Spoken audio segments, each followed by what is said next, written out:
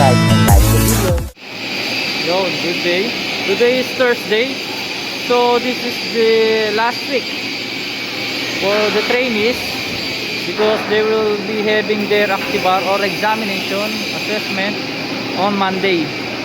Okay, so the examination will determine either they are competent or not yet competent in welding. Okay, so they are very busy now in practicing.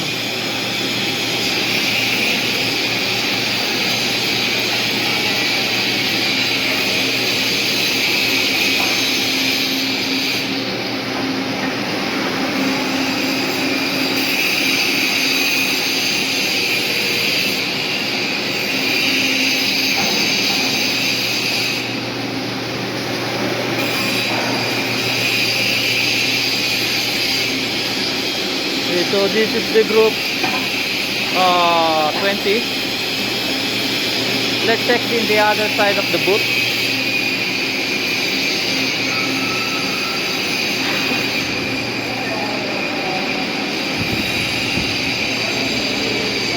And this group is group Welding 21.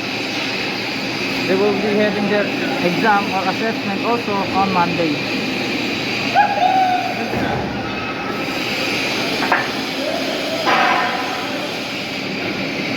Good.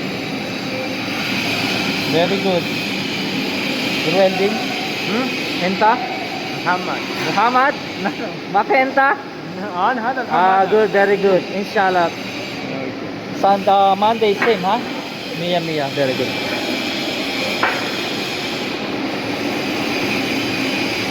So this group is handled by Mr. Ruben.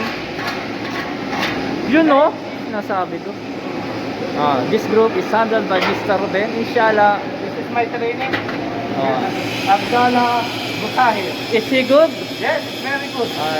Is he prepared for the examination on Monday? Yes, he's already. Inshallah. How many percentage do you expect to pass? What? How many percentage expect to pass? I think we got 85%. Sure. Inshallah. Maybe not 85 ba? 58%. Oh, okay.